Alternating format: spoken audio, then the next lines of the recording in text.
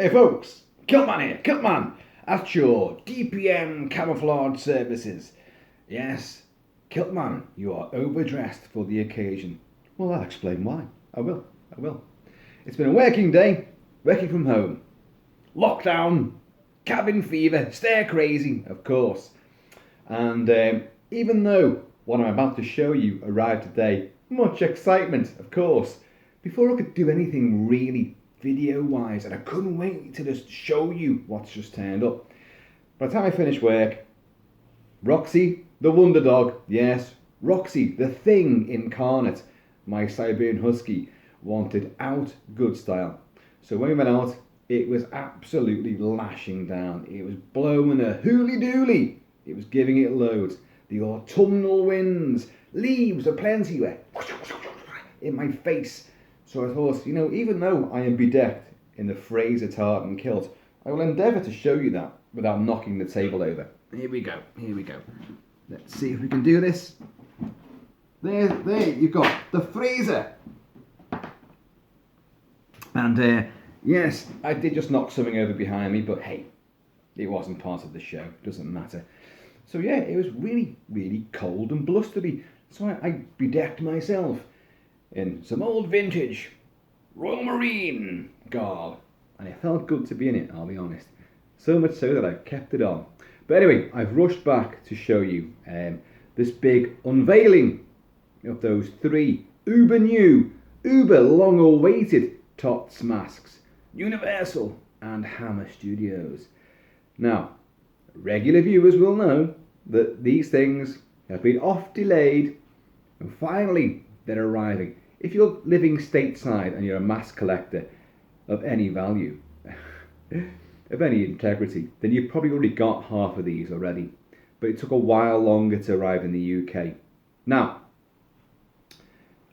I've got mine already, and yes, very excited. But the problem with this is that I wanted to do just an excitable, I'm just going to unbox these and give you my first reaction. That was my plan. And then to do proper full-length videos, as you got for him, Christopher Lee as the Mummy. And I'm still going to do that. But yes, as my young friend here, Mr. Kentucky Fudge, can testify, when FedEx knocked upon the door of Kilt-Mansion, and Kilt-Man ran excitedly down the hall, me boxes. The rain was just hurling itself against the door, and when I opened it, the poor FedEx man almost got blown inside. And he stood there, dripping wet, very apologetic. He said to me, "I don't know what's happened. I didn't do this. This is how they were given to me." These are words you kind of go, "Hey, what? What is that you're saying?" So, "I didn't do this, but please, can you open them and make sure they're okay?" What? What do you mean? Yes. 2 masks in one box, 1 mask in another box. All 3 boxes, no, that's 2 boxes. All 2 boxes were stoved in, as though someone in the FedEx department had been playing footy with my stuff. No, I'm not going to cast any aspersions. Mad About Horror, who sent these to me last week, are brilliant. So you know that they didn't do it. But clearly somebody did. So he said to me, "Can you please open them to make sure they're okay?" Which is fair dues. He's got to cover himself, obviously. And also you want to have immediate eyes on, make sure these are okay, and you can go on your merry way. Nothing to see here, except on YouTube later. If you please subscribe. I said as he drove off into the tempest. But so what I'm saying to you folks is my initial, completely new reaction, it won't be, because I have seen them, but I had to make sure that they were okay. But I can guarantee you I've not looked long and hard and properly at them. I just made sure that they were okay and they weren't ripped, and well, I might discover damage now, but who knows. But basically, I'm now going to show you the 3 masks that I got. Most of you know what 2 of them certainly are, and I'm going to give my initial reactions to them right now, right here, right now. but you know you're going to get the full-on, full hit later. Big video for each of them. So, let's go for the obvious one, which you all knew I was going to get. I'll show you the box as well. 2 masks came in this box, and this box was massively done in. I did not do that. Oh, you can see a little wolfy snout there, can't you? So I've done away with the suspense as to what's coming next. Here we go. Lon Chaney, the Wolfman, from Chaney Entertainment and Trick or Treat Studios, which is slightly different from what the other masks are, which are Universal horror monster masks with Trick or Treat. This one is a Chaney Entertainment mask. And I like that. I do like that. So, here we go. Now, I have seen, since this finally got unveiled, very many screenshots of people with this mask in America, and other environs are available. And after the initial, and you get this all the time, the Trick or Treat actual, commercial and their big publicised shot where it looks incredible, and these things don't always appear that way when you finally get them out the box yourself, having paid your hard earned.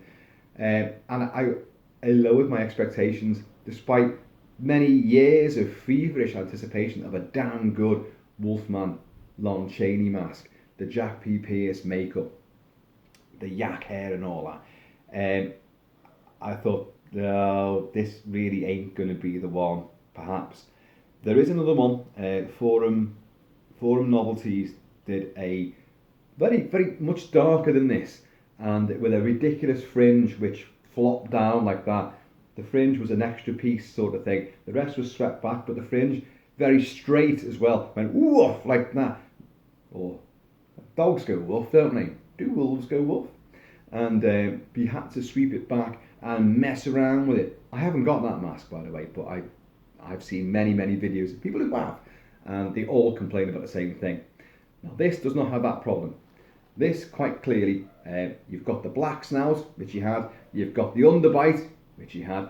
You've got the rather lovely sort of, blood-streaked eyes, bloodshot, that sadistic, savage, primal zeal.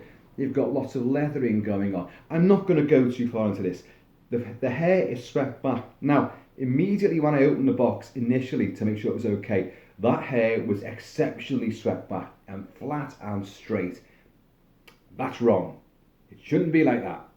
In the full video, I will explain why, and I'll show you what I'm going to do to it, because I have messed around with it in literally a couple of seconds before doing this video. I began to sort of tufterize it, because his hair is actually very curly. It's almost like a Wolfman with a brown afro, a short brown afro. That's how it is. It's so thick and wiry and curled. And Jack P. Pierce used hot irons, like styling irons, to singe the ends of the fur that he was applying to Lon Chaney. Also, Lon would always say that it was deliberate. He would also accidentally scold Lon as well. The two didn't get on very well. They had a very, very sort of acerbic, ratty, sort of relationship. But anyway, there you go. You have the label there. This one is sculpted by, I cannot remember, it's Jasper Anderson. Jasper, we spoke. Yes. I told you that wasps in this neck of the woods used to be called Jaspers, and you got on to me. Said you never knew that. But your mask, which is that one there, is phenomenal. I know he's on a bit of a lopsided gig there, but hey, but out of the box, looking at this, my little bits of fears which I had about actually seeing it in the latex flesh and fur, I'm actually very pleased with it. The fur I can work with, and I will.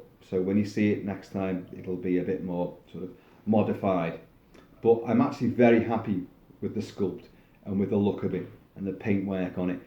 It is the Wolfman, and he is kind of very aggressive.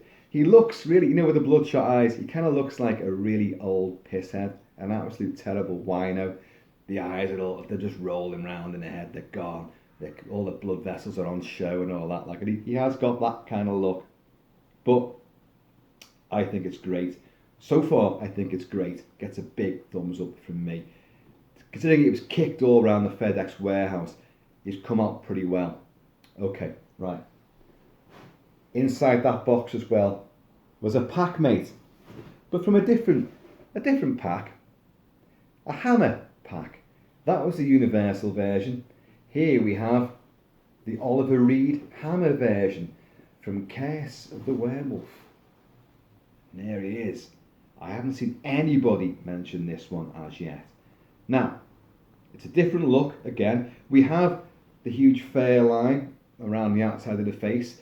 We have, accurately, the bristly fair either side of the bridge of the nose. We have these kind of like hypnotic glaring eyes, but you have this livid stuff around the eyes. The thing about the Oliver Reed werewolf from Curse of the Werewolf, one of Hammer's most notorious movies, it really had a lot of trouble with the censors, and it's a great film as well, is that you had lots of close-ups of his bloodied, frenzied, sadistic eyes. Even the opening credits focused on the eyes, just looking around like that. And although they're not as bloodshot as, say, the Chaney Wolfman, they are suitably garish and livid. The flesh looks good. The striations look good. Roy Ashton did the makeup for Hammer's movie, Curse of the Werewolf, and it was a very striking look indeed. It was oft copied and emulated. Ty Burns' Legend of the Werewolf did a very similar thing. Similar sort of coloured fare, a similar sort of look for David Rintoul playing the werewolf in that one. We have a very, grim underbite. A gob full of fangs there. I like it. The fare is great. It's lovely. It's matted. I'm going to have to work with it around the ears. It's kind of tufted up. It's kind of giving, the ears are a bit more pointed than the Lon Chaney one. And the fare is giving an extra dimension to that. That's not accurate. So I need to flatten that down. But there's the label again. And this was sculpted by Casey Wong. Done many great sculpts. And I think it's wonderful. I think that is great. Out the box, very happy with that. I haven't worn any of these yet. I haven't tried them on, but that's looking good.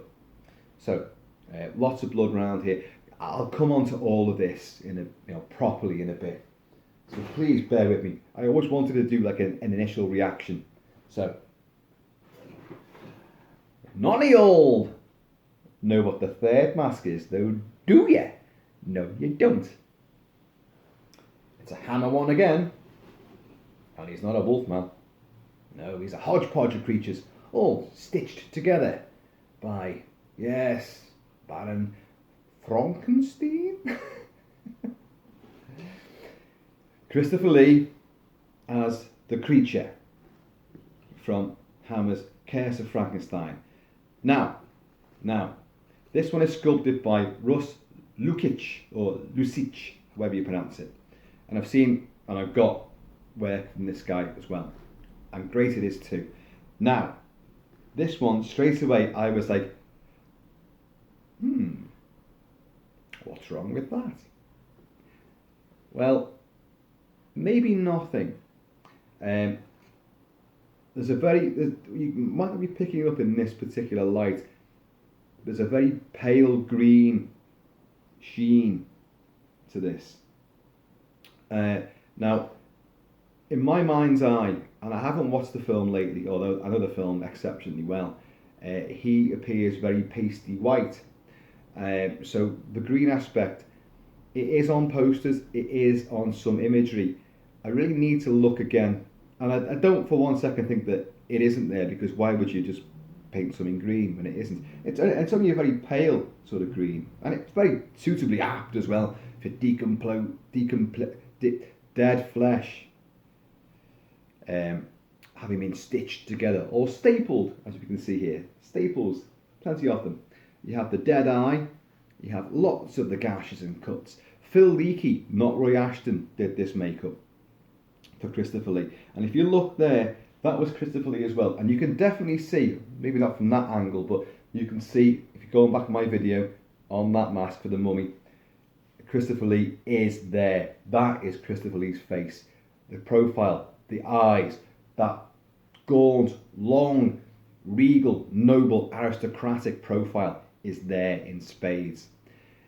You don't see it here so much, but then again, the makeup was different. It was slapped on. They couldn't get the rights to the Boris Karloff Universal makeup, so they had to come up with their own.